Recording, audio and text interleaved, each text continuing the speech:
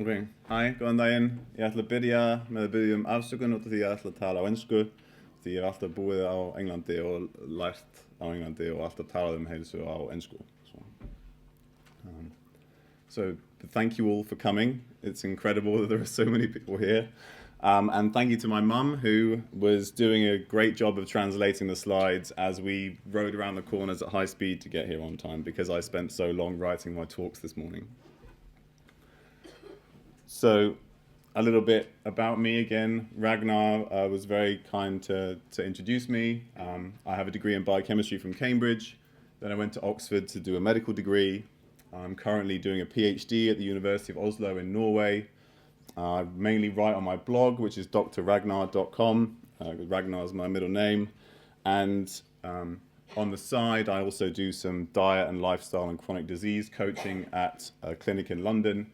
And on the side, I also coach some people in terms of fitness and strength and conditioning. So I kind of try and bring everything together at the same time. So today, first I'm going to talk about dairy in general, not just milk intolerance, but all the potential benefits, good and bad sides of dairy in the diet. Then we'll have a break, and then I'll talk about a holistic approach to the treatment of multiple sclerosis, which I think we can use for any chronic disease and potentially any other kind of autoimmune or Western lifestyle type disease. And whenever you want, please feel free to ask questions. Do I have a pointer?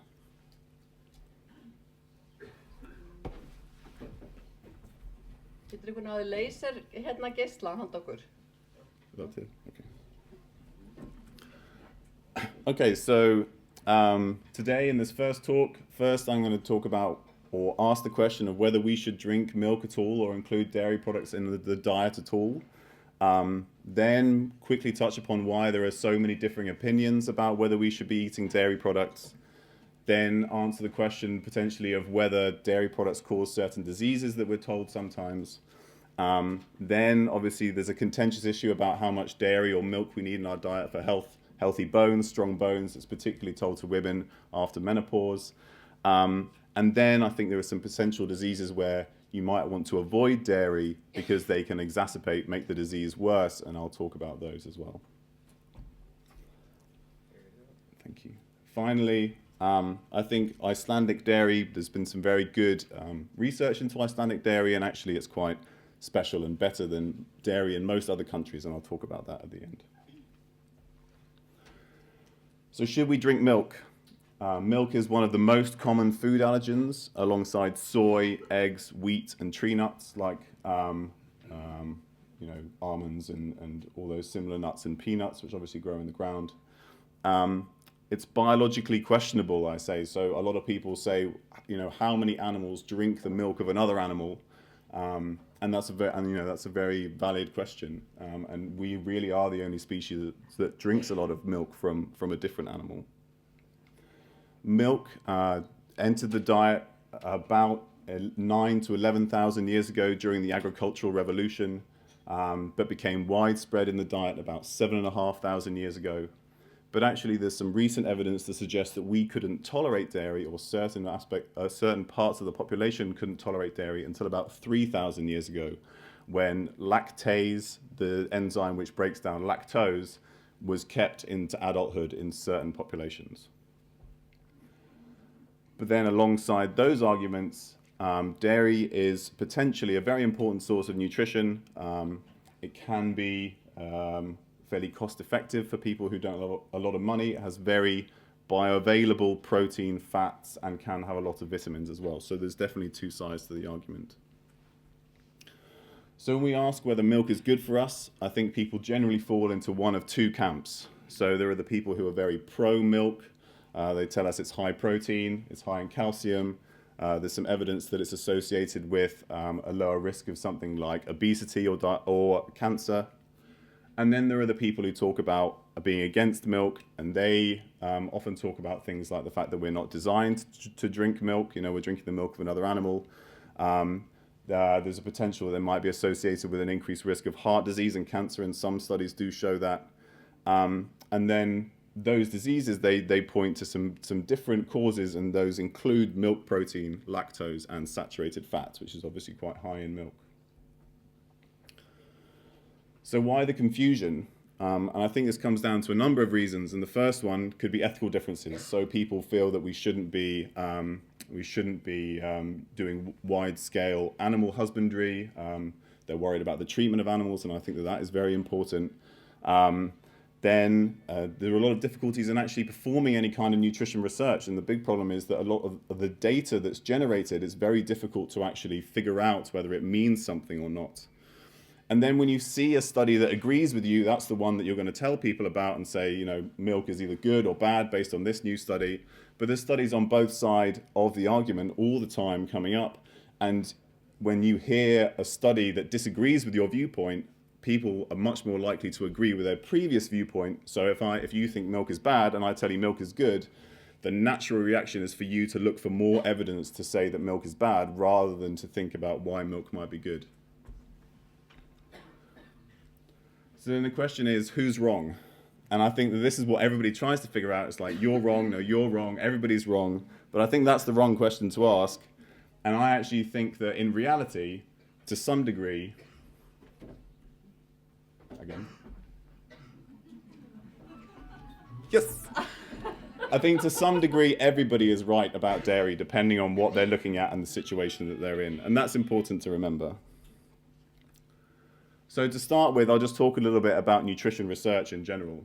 So very broadly, there are two types of research that we use in nutritional epidemiology or nutrition research.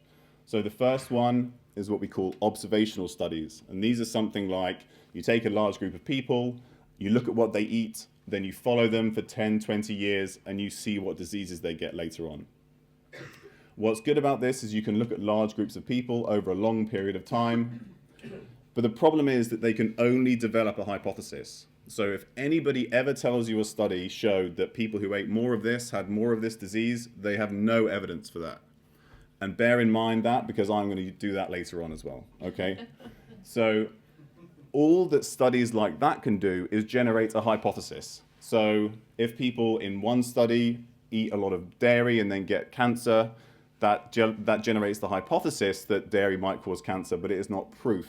And we need other kind of evidence to try and figure out what the actual answer is. The other side of that story is intervention studies. So these tend to be much smaller, but you can take a group of people and you can give them a defined thing. So they've done this with, some small studies have done this with dairy products, some have done it with certain types of fat. And because you can actually control what the people are doing, you can look and find the direct effect of what you're doing.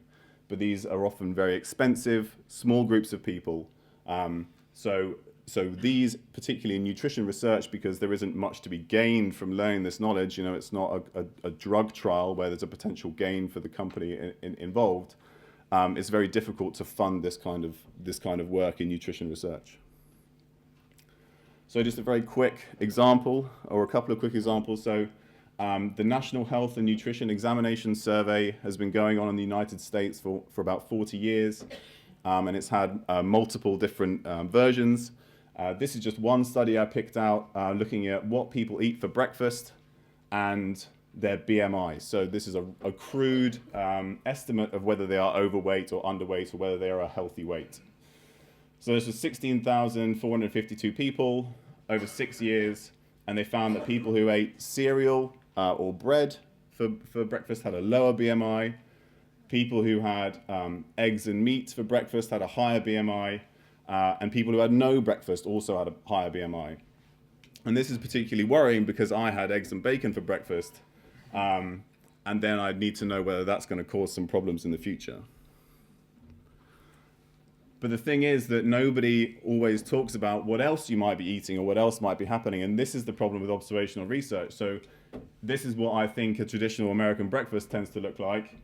And people will talk about the bacon and eggs, but nobody mentions the fact that they use a pancake for a plate. So it's difficult to separate these things out. So if you actually look at this study, at the NHANES study, what happens is if you're part of the study, somebody rings you up and they say, what did you eat over the last 24 hours? And you tell them. And then there are some certain things that people tend to miss out. So they say, are you sure you didn't eat any chocolate? Are you sure you didn't eat any ice cream? And then once you've gone through that, they say, how typical was that? How often do you eat like that during a day? And that's it. The answer to those questions, they decide whether that caused you to have a higher or lower BMI, whether that caused you to have more or less cancer 10, 20 years down the line. So then people have analyzed this, and there was a recent study a couple of years ago where they said that across the 39 years of NHANES, the majority of respondents were not physiologically plausible. So they're basically saying that most of the data we have probably isn't right. And these are the studies that they're using to decide what's good and bad in the diet and what causes disease or not. Importantly, we've seen that as BMI increases, or in obese people particularly, they tend to underreport the most because they don't want to say that they're eating bad things and then have that associated with any diseases they have. So this is just a graph from that study. We're looking at this year here. Less than 50% of men and less than 40% of women had a plausible answer. So that is that the people who looked at this data said that it is possible that 49% of men were telling the truth. That's not saying that it's 49% are correct. It's saying that 49% is possible. So actually looking at this data and trying to find out anything is going to be really difficult.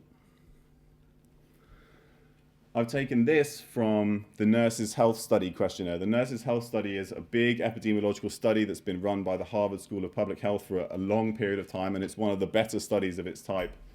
And regularly, every few years, they'll send a questionnaire including something like this to the people taking part, and then they look at what they eat, and then they later look at whether any sort of health or disease problems.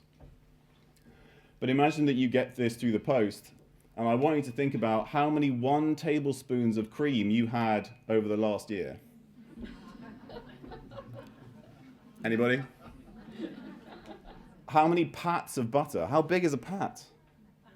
I mean, they don't even tell you. You have to guess. And this is one of the better studies that they're using to look at. What we eat and the disease that's caused.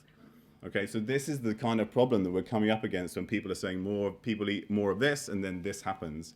And actually, the evidence is very poor. So we need to take a kind of as broad a view as possible. So then we'll start by just quickly going over what's in milk, and there's a huge amount of stuff in milk. Obviously, there's a lot of protein. About 80% of that is casein protein. 20% is whey. There are also some growth factors, things like beta-catenin, IGF-1, insulin, growth hormone. And these are all things that as a young baby cow, you need to grow bigger. And obviously breast milk for babies in humans have very similar things for that reason. Then there's a lot of fat, obviously. It's about 70% saturated. But depending on what the cow's eaten, there are also things like omega-3 fats, omega-6 fats, and things like CLA, which is a trans fat, but is actually can be particularly beneficial. Then obviously you have lactose, and then some various vitamins and micronutrients like the fat-soluble vitamins, quite a few B vitamins, and then things like phosphorus, calcium, zinc, and selenium, depending on what the cow ate. But that's kind of roughly what you get. So when we talk about dairy and health, again, most of this data is observational. And we need to get data from as many sources as possible to try and figure out what we should maybe do. And I think that that should include stuff like traditional cultures, so what cultures who we see now and previously, what they ate and whether they were healthy or not. Some animal studies can be useful. And then randomized controlled trials if they are available. And I guess what everybody's really interested in is whether dairy products cause disease. So one thing that comes up a lot is the question of whether dairy causes cancer. And there's quite a lot of contention about this. There are certain people that think there's very little connection between dairy and cancer. Dairy can be beneficial, and there are some people who feel that dairy is a big factor of Western cancers. And there are 3 potential reasons. Casein protein, growth factors, and hormones. They are obviously all things that you get in dairy. But we don't really have any randomized controlled trials, because if you think that something causes cancer, you can't ethically take people, give some of them dairy and some not, and then see what happens. So there are no randomized controlled trials that really answer this question. So then what we try and do is we try and take a meta-analysis. So that's basically a study of many studies. And like the studies I was talking before earlier, N. Haynes and the Nurses' Health Study, we try and take a big picture of all of those and see whether we can find a reasonable answer. So the first question that comes up quite a lot is whether casein causes cancer. And this has been seen in a number of epidemiological studies. And probably the most famous is the China study performed by T. Colin Campbell and his son Thomas Campbell. And the one particular link that they found was casein protein and breast cancer. And this goes back to some work that Dr. Campbell was doing in rats. And he did a huge amount of animal research in rats looking at cancer. And the model that he used was he took rats and he gave them aflatoxin. Aflatoxin is a toxin produced by a fungus. It grows particularly on peanuts, and we know that it causes liver cancer in high enough doses. So he'd get rats, he'd give them aflatoxin, and then he'd give them other things to see whether they got more or less cancer caused by whatever it was they were getting in addition to aflatoxin.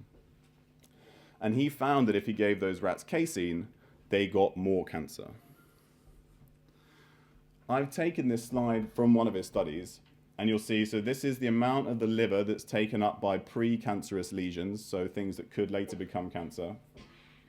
And these are various diets. So here, this is the casein group, which doesn't look good compared to, this is a low protein group, and these are groups fed gluten, so a plant-based protein.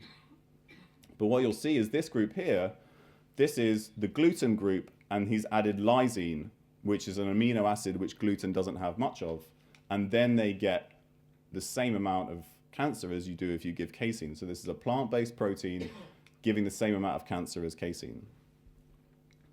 And what he also found, is that these ones here, so the ones with either gluten without lysine or with very low protein, they had fewer small lesions on the liver, but those lesions were more aggressive. So they had less cancer, but it was worse, or it had the potential to be worse.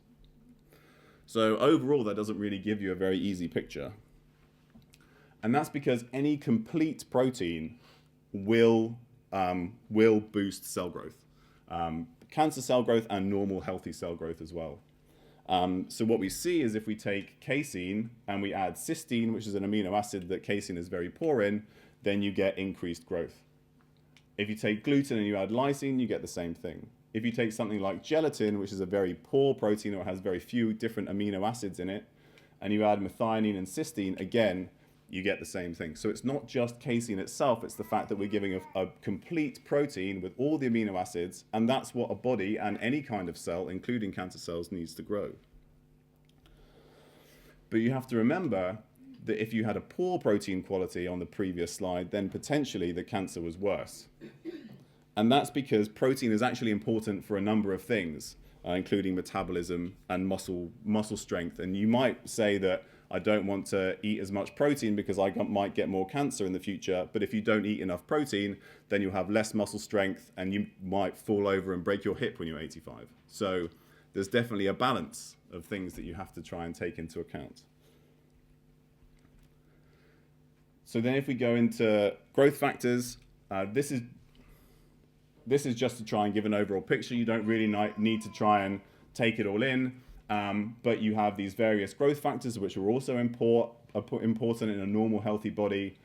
They are increased if you drink a lot of milk or if you take in milk, and you'll see here, so these black bars are how much the blood glucose goes up. The glucose goes up in the blood if you have, this is bread, this is cow's milk.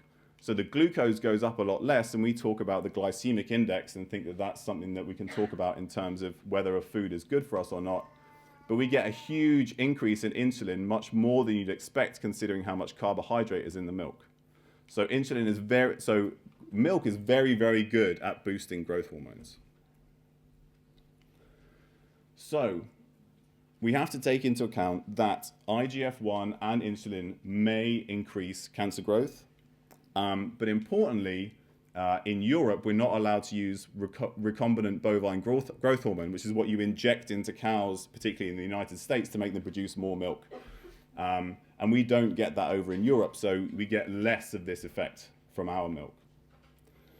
And just because it could increase cancer growth does not mean that it causes cancer. So once you have cancer, maybe it becomes an issue, but there is no evidence that having insulin in the body or IGF-1 in the body increases your risk of cancer.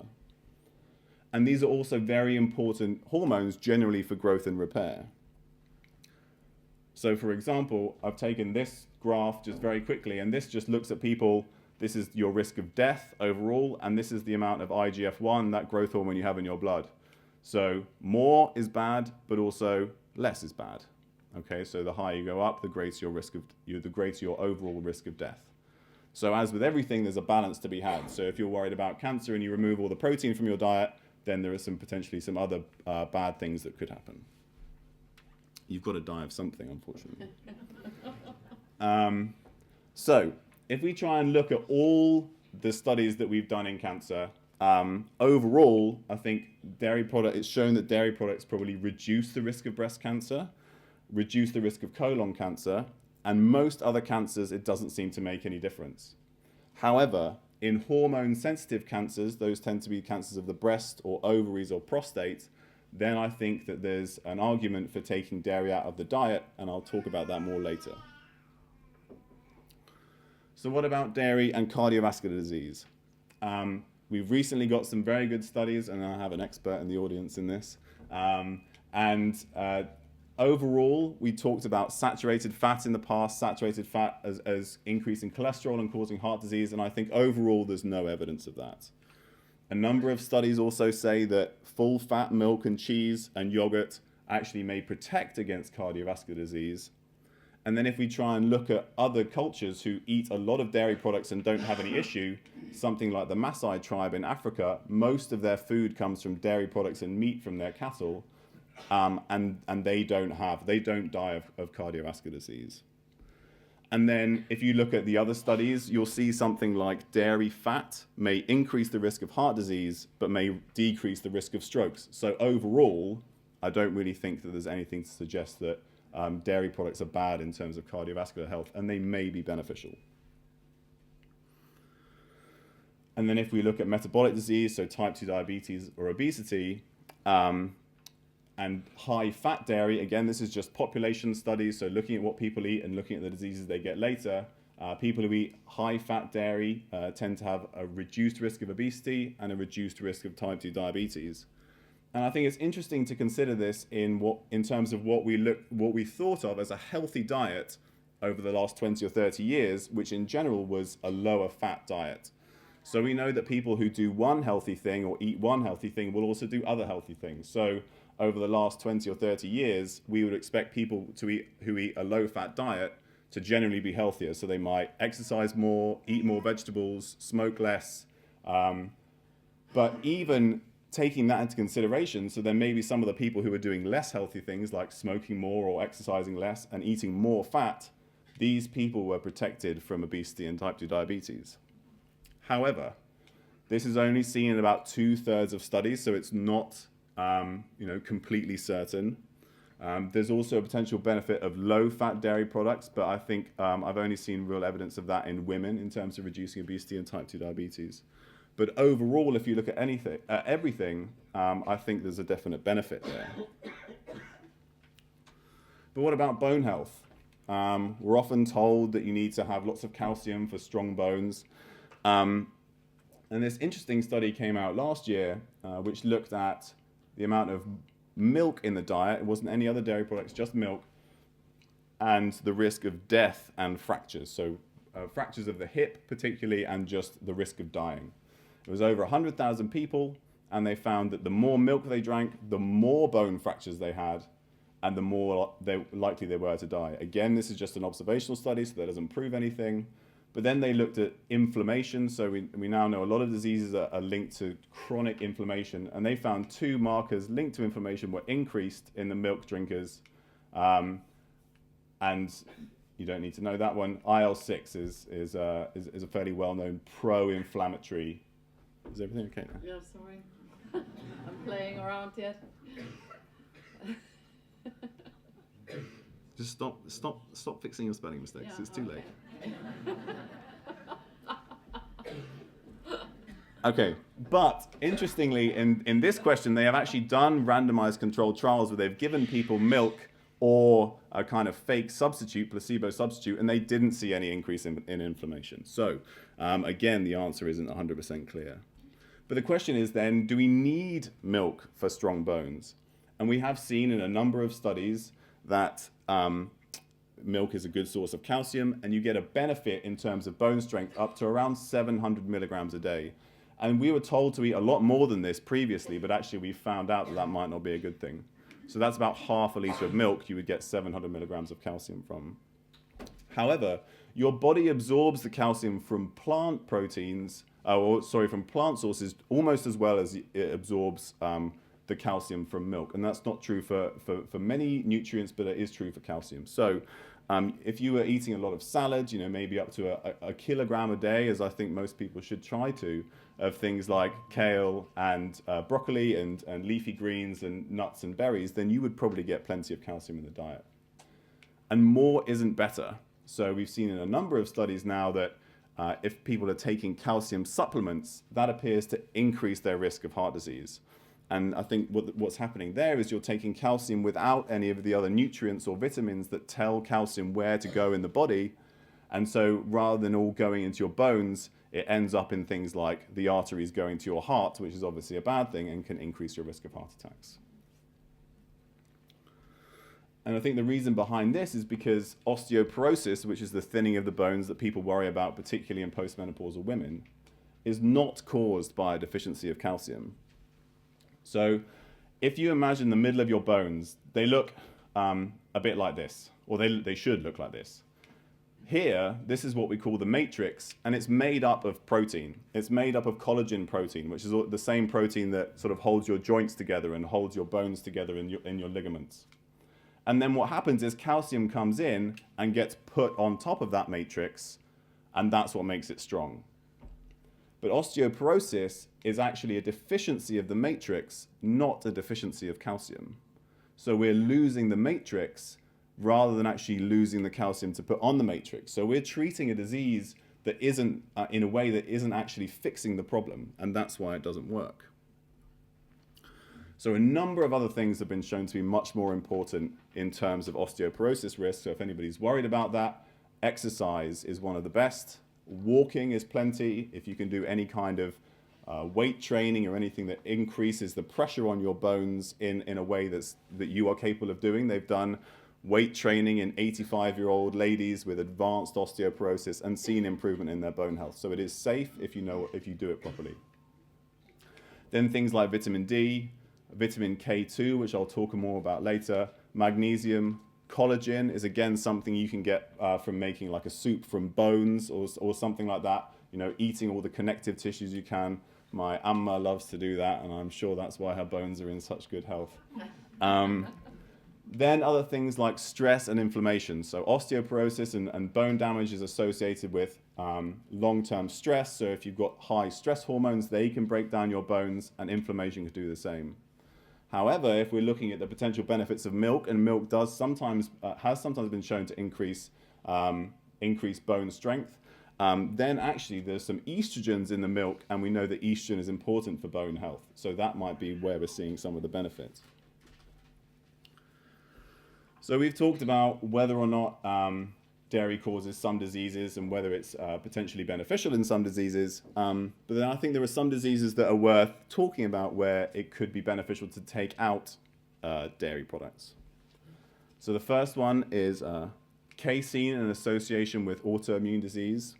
There's a potential there for gut damage, for antibodies that your body makes against casein that then can attack the body elsewhere, and I'll talk about it now and then more in my talk on multiple sclerosis. And there are also different types of casein that might have different effects. Then we worry about things like gut permeability, and that's something that's been coming up in the conversation a lot more recently. And in every disease, every autoimmune disease where they've looked, they've seen some kind of damage to the gut and access of things in the gut like the bacteria or poorly broken down food that then can get into the body, into the bloodstream, and can cause problems elsewhere. So every autoimmune disease where they've looked for problems in the gut, they've found it so far. So casein has a very similar structure to to gluten. And we know that gluten definitely damages the gut in people who are susceptible or intolerant of gluten, and then they can see a similar reaction to casein. So a good example of this is that people with celiac disease, they can get relapses of their disease by adding casein to the diet, even if they've taken gluten out completely. So in autoimmune disease, we have seen increased antibodies in the blood against casein in type 1 diabetes. In type 1 diabetes particularly, you'll see an increase in the permeability in the holes of the gut, even many years before you get type 1 diabetes. So people who have any problem in the gut, that can then precede type 1 diabetes as a disease. And then there are also case studies. These aren't big studies, they're not randomly controlled, but there are case studies where people have had the early signs of type 1 diabetes, have taken out gluten and dairy from the diet, and then the disease has stopped progressing. Again, we see anti-casein antibodies in gluten in celiac disease and in multiple sclerosis.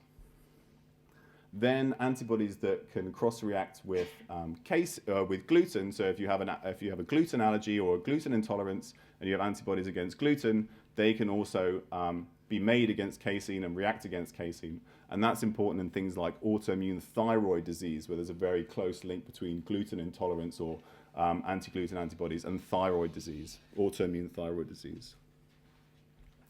So I talked very briefly about different types of casein that there are in milk. And the one we talk about a lot is A1 casein. There's been a lot of studies about A1 casein, particularly in Icelandic milk. The Dean of Medicine, and I think she now is Inga Þórsdóttir, she looked at the type of casein that there is in Icelandic milk, and she found out that there's actually not very much A1 casein in Icelandic milk, and that's why one of the reasons why Icelandic milk might be better than other milks.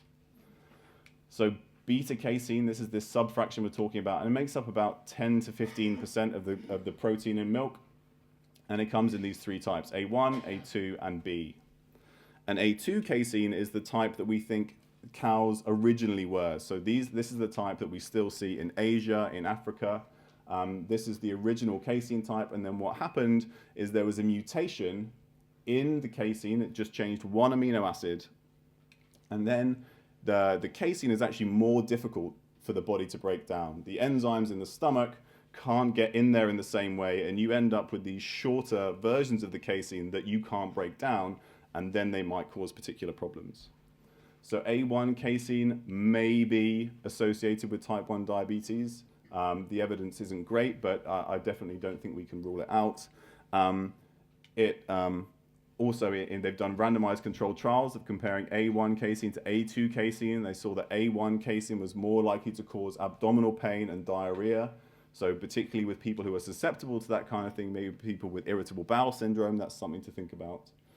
And then these breakdown products I was talking about, one of them that people talk about the most are the beta-casomorphins. And they're called this because they are breakdown products of beta-casein, and they can attach to the receptors that we have in the body that also bind morphine, so the opioid receptors. And we know that the opioid receptors are all through the body and can do all kinds of things. So we give morphine obviously for pain, but that can also affect the function of the gut. And these, at least one of these, beta-casomorphin 7, can also directly activate our immune cells, and that might cause inflammation and then other diseases. So in mood disorders, I think there's quite a lot of evidence to suggest that maybe removing dairy from the diet would be a good idea. We see a potential link between beta-casomorphins and autism spectrum disorders. You see increased antibodies, or are much more likely to have antibodies against casein in people with autism spectrum disorders. Casein and gluten intolerance are also seen in schizophrenia, so schizophrenics or people with celiac disease are much more likely to have schizophrenia. And again, case reports mainly from the 60s and 70s. There was one hospital in the States where they put people on a gluten and casein-free diet, and they saw some improvement in their patients. There's also some nice research from Austria about 20 years ago where they looked at whether people can absorb lactose or digest lactose or not. And giving people who can't digest lactose is associated with some depressive symptoms. And I think that's, although they didn't make that link, now that we've learned more about the gut microbiome, I think it's probably linked to problematic bacteria in the gut who are then causing problems by metabolizing that lactose themselves. So even though the evidence isn't 100%, I think in these kind of diseases where we have no cure and we have some potential evidence of a benefit, then it's maybe worth taking out dairy and seeing how things go. So I know we talked about dairy allergy. That was something that people were very interested in hearing about, particularly as allergies to all foods are going up at the moment. And worldwide, about 75% of people have some kind of intolerance to lactose.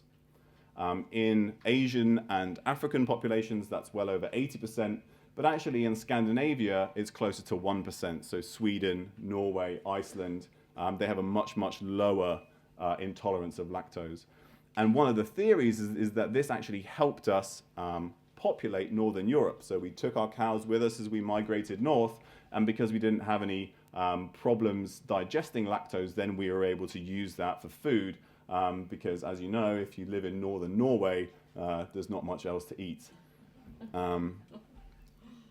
So then it's also possible to be allergic to cow's milk, and this is very common in babies, and they might get things like rashes and diarrhea, but actually most of that resolves by about 3 years of age. If babies do have this, then actually often the mother has to take, and she's breastfeeding, she has to take milk protein out of the diet because those proteins can also get into the breast milk and then cause problem in the baby. And then, like I said, food allergies are still increasing all the time, and there's a number of potential reasons for this. The hygiene hypothesis is one, so that's the fact that we wash too much, we never go outside and get dirty, we never get any infections, we take too many antibiotics. People are born by cesarean section. If you're born by cesarean section and you're not exposed to the vaginal bacteria on the way out, that increases your allergies by 5 times, or your risk of allergy by 5 times. And alongside that, autoimmune diseases are increasing at exactly the same rate as food allergies, and we're certain there's a connection there. And that's through all this stuff. So we see allergic disorders and autoimmune diseases in Western countries who have a stable gut microflora, so we're not exposed to lots of different things, always changing the bacteria in the gut, high antibiotic use. We were talking about this last night, me and somebody else, that actually if you're born by a C-section, your first bacteria you're meant to be exposed to, you don't get exposed to them, and at the same time you get a big dose of antibiotics because you've just been in surgery. So that's a great way to start life. And you just don't get, we need to be exposed to bacteria, and that doesn't happen. And also, it's actually very important to be infected by parasites, apparently, because, parasites, the way the body attacks parasites are also the same way that the body mounts an allergic response. So if you're used to attacking parasites, you're much less likely to get an allergy because your body has figured out what's good and what's bad. And again, very good sanitation. These are all kind of linked together, and this is something that we're seeing more and more of in Western society as we use more antibacterial soaps and washes. And obviously antibiotics are important when you need it, but I think all of this together is causing some of the problems we see. Finally, I think there are a couple of other groups that we talked about. Hormone-sensitive cancers. I think there's a benefit there to take dairy out of the diet. Though eating dairy may reduce your risk of breast cancer, once you have breast cancer, they've seen an increase in mortality, increase in death in people who eat more dairy once they have breast cancer. There's a potential increased risk of ovarian cancer in people who eat more dairy. And again, after prostate cancer diagnosis, so not before, but after, there's a potential that people who eat more dairy have an increased risk of death or worse prostate cancer. But the problem is that we can't quite figure out why that is. A lot of people think it's the calcium, but again, that evidence isn't consistent. It might be the choline, which is something I haven't talked about much, but it's another micronutrient that you get in milk, or it might just be the growth factors, or it might be a combination of them. And finally, acne is related to both IGF and insulin. So if you have somebody who has very bad skin, then removing dairy products from the diet can be very beneficial. And I've had a number of people who I've worked with their diet for various reasons. They've taken dairy out, and then a month later they've said, "Oh, I can't believe it, my skin's so much better." And again, I'm not saying this is evidence, but it's definitely a potential benefit. And like I said, The evidence for or against dairy and various things isn't 100%, but in many of these diseases, these are chronic diseases that we have no evidence for, and we don't need dairy in the diet necessarily. However, I still think that dairy has the potential to be a really beneficial food, and Icelandic dairy is probably one of the best. We don't use extra hormones in Icelandic dairy. Icelandic cows don't make much A1 casein, so if that's a problem, then we'll get less of that. And they eat grass, both in the summer and in the winter. They eat hay or silage. And grass-fed dairy is so much better than grain-fed dairy because it has a much better nutritional content. So in countries where they feed their cows grass, then those who eat the most high-fat dairy have the best benefit in terms of heart disease. One of those reasons is a high content of vitamin K2 I told you about earlier in terms of osteoporosis. So if you have a good vitamin K2 intake, then again, the calcium that's coming into the body is going to the bones and not going to the heart. So you get the benefit of not getting osteoporosis and not getting heart disease. Conjugated linoleic acid is another beneficial fat that's made particularly in grass-fed milk, and that has potential benefit in terms of reducing the risk of diabetes, heart disease, and many cancers. It's only in sort of lab tests, but they've been shown a very potent anti-cancer effect with this fat. And then butyrate is a short fat, which has a very beneficial effect on metabolism. However, if you look at all of these, and it hasn't made it onto the other slides, go back, hasn't made it onto the other slides, but here I had a nice picture of smurd to tell you to eat the fat to get all these vitamins. And there's some evidence that fermented dairy might be better. And if you ferment the dairy, you've allowed some bacteria or fungus to have a go at it, you get more K2, you'll get less lactose, you might have changed the casein so you have less of a problem with it. And this is things like cheese, yogurt, and I said kefir here, and then I was going to tell you what kefir was, and it sawed me off, but Mum beat me to it. She spoiled the joke. So kefir has become very popular in health circles recently because of those reasons, and the first time I tasted it, this is what I thought of. So this is something that we've been drinking for a long time and potentially are getting benefit from. So as a summary, dairy is actually incredibly complicated, and there are hundreds of things that I haven't talked about today. It's very difficult to research, and any kind of nutritional research is very difficult to both do and interpret. I think it will depend on the type of cows you have. It will depend on what your cows are fed.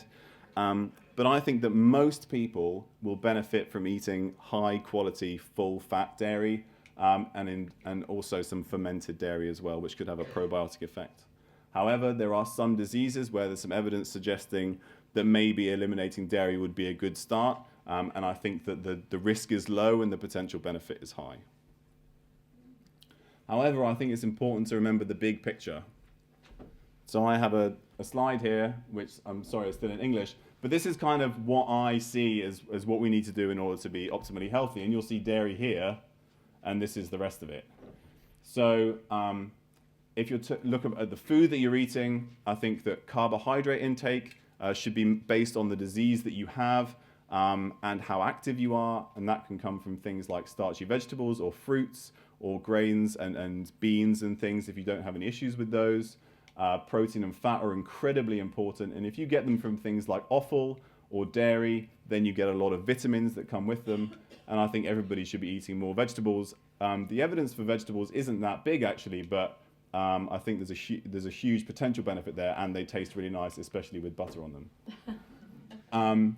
Finally, I think we should start eating all these things at the expense of eating processed food.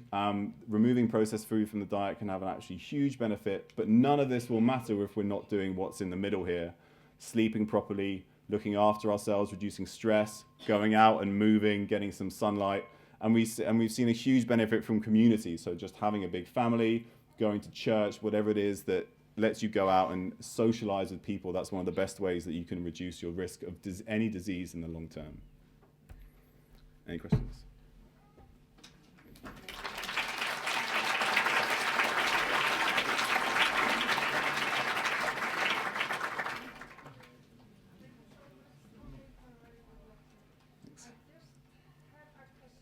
You need to speak louder.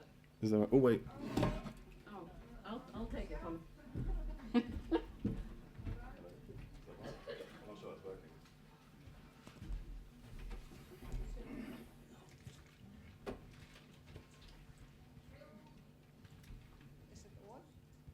Is it on? Yeah. Can you hear me? All right. I'm brought up on milk, and it was organic in those days, and they hadn't done anything with it. When they started pasteurizing it, I stopped drinking milk because I didn't like the taste.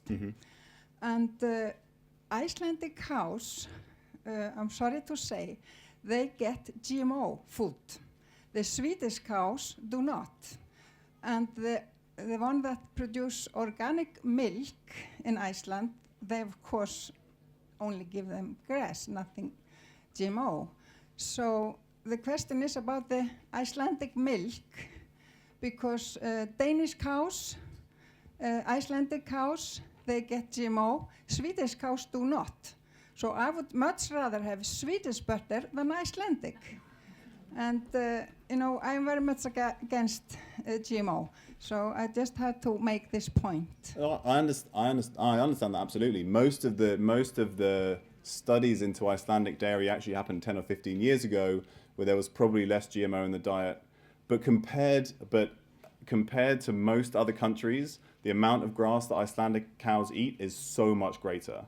So while there may be, I think if you're looking at the very big picture, I can understand why some people don't agree with GMOs. You don't want your cows to eat GMO, and there's a very good reason why you might want to have organic milk. Your cows are, you know, fed better, they're looked after better, and I understand that too. But if you're looking at very big picture, then I think Icelandic milk is still much better than what you get in America, for example.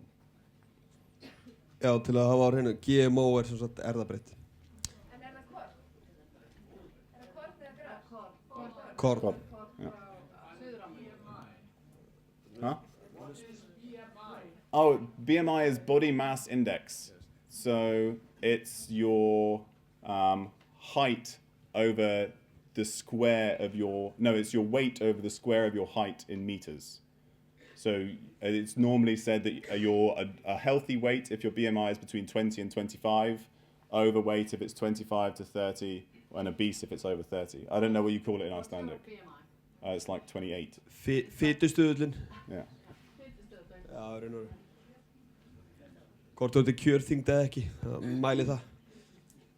Eru fleiri spurningar hérna? Já, það er hverjulega fullt af spurningum. Getur þú Fremst og svo eru spurningar aftur. Ok, við byrjum hérna fremst. I just want to ask, in surmjólk, is the growth hormone still there? So if it's, so it will be the same as whatever you're getting in the milk.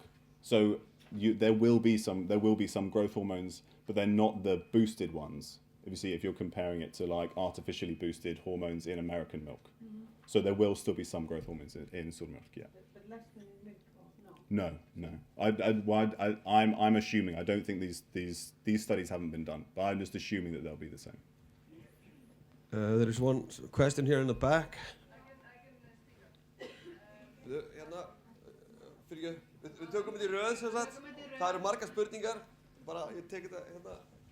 Hi, I wanted to ask because I make my own kefir at home, and I've heard there's different probiotic qualities depending on surmjólk, kefir, yogurt.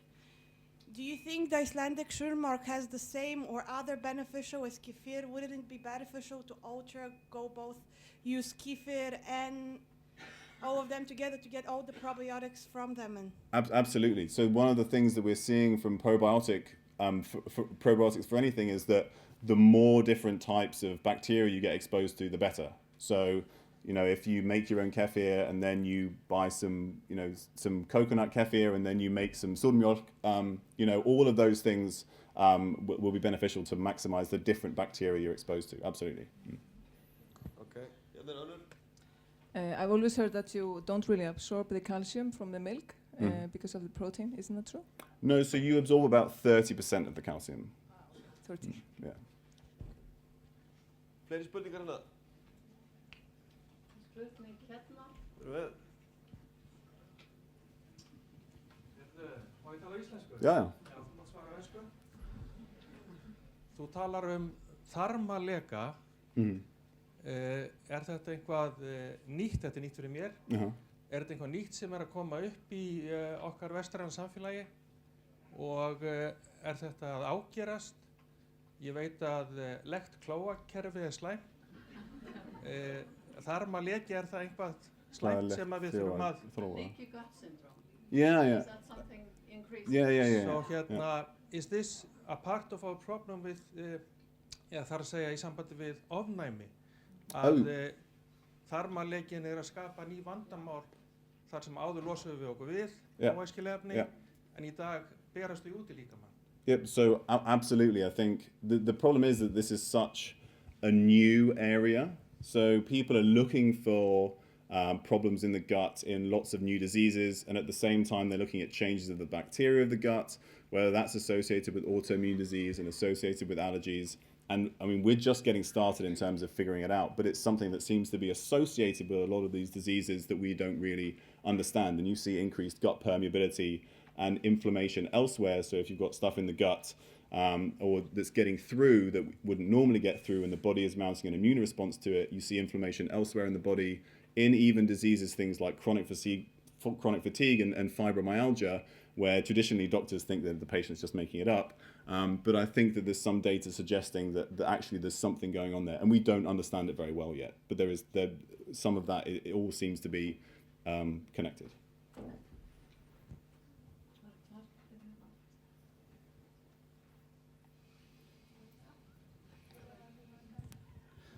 Thank you very much for your information and very good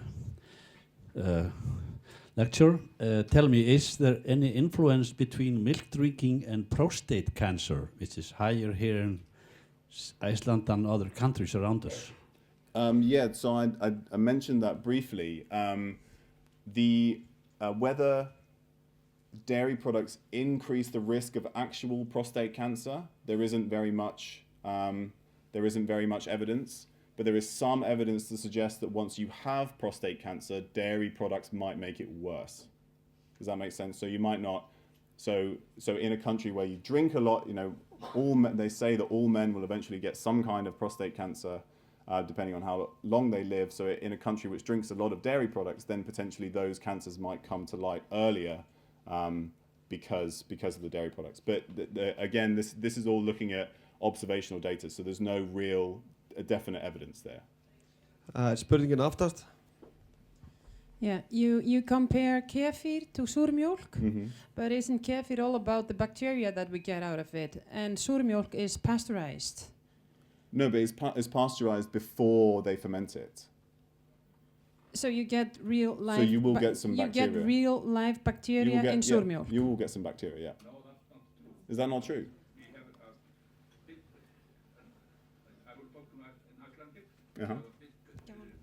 Stóra rannsókn frá Bandaríkjunum árið 2000. Afsakið, ég með hérna mikrofón hérna, endilega talaðu. Hallgrímur heiti ég og hef verið á mikið móti mjólk síðustu 30 ár. Við höfum stóra rannsókn frá Bandaríkjunum árið 2000 þar sem við tókum bóstar alla mjólkurafurðir sem þeir náðu í og rannsökuðu þær alveg í botn og reyndu semst að rækta upp úr þeim og það var innan við 20% þar sem að ræktarinnar stóðust við það sem var sagt á mjólk. Hitt voru sveppir og alls konar aðrar örverur. Við höfum tekkað á spítalum á Selfossi og ræktað þar beint úr mjólkinni frá mjólkubúinu og höfum aldrei getað ræktað einar einustu Osteoporosis eða bífitus eða aðra bakteríur. Okay. Takk fyrir þetta. Okay. Fleiri spurningar? Já, reyn hérna aftast.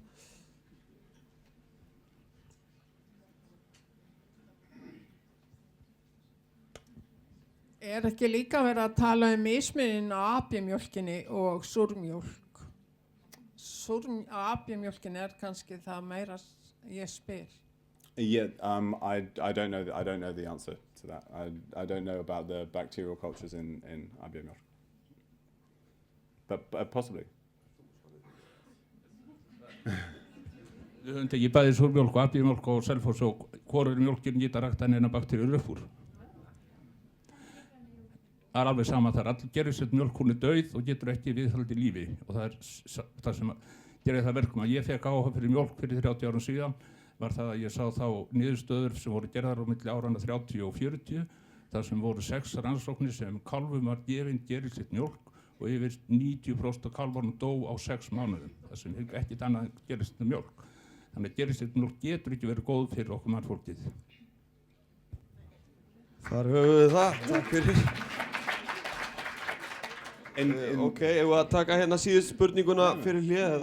Say something about the raw milk. Oh yeah, so no, absolutely. I mean, I think in places where you can get raw, unpasteurized, unhomogenized milk, that is absolutely going to be the best possible thing. I didn't talk about the changes to fat and protein that you get when you pasteurize and homogenize the milk, just because of time. But there's also potential.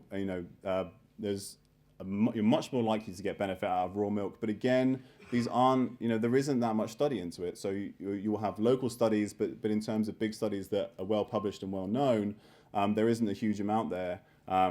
People worry about listeria infection in pregnant women with raw milk, but I think the potential benefit from raw milk is much, much bigger than the potential negative side effects. But you just can't, it's just not something that many people have access to. Ok, og að taka síðustu spurninguna fyrir hlið. Og reyna hana aftast, ok.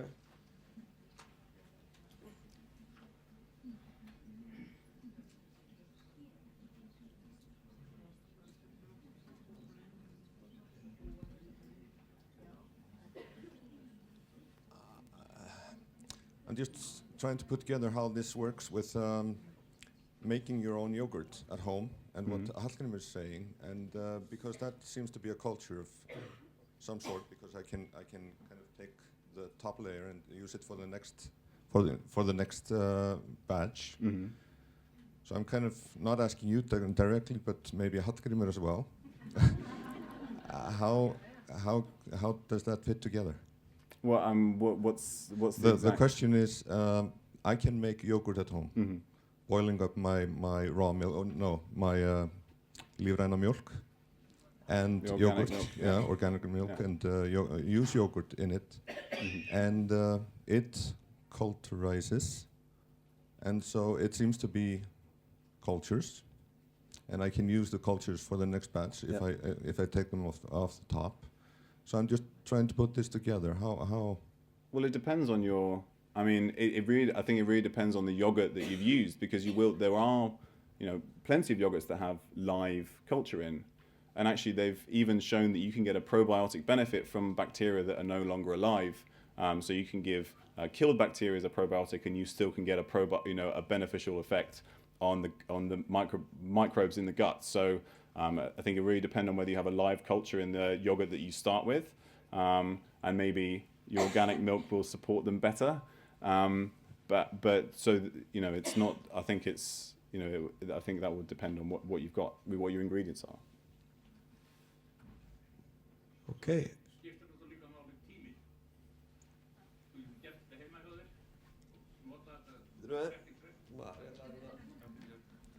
Þú getur gert þetta heima hjá þér og nota þetta strax eftir að þú ert búin að gera þetta og endur tekið aftur og aftur eins og maður gerir bara súrkálfana þess þar, en þegar mjólkin er búin að vera kannski í 2, 4, 5, 6, 8 daga frá því hún er framleidd og hann kemur í fyrnuna til okkar, en þá er allt annað mál. Ok, heyrðu, ég þakka fyrir, nú ætlum við að taka 10 mínútur í hlé og við skulum gefa honum gott klapp.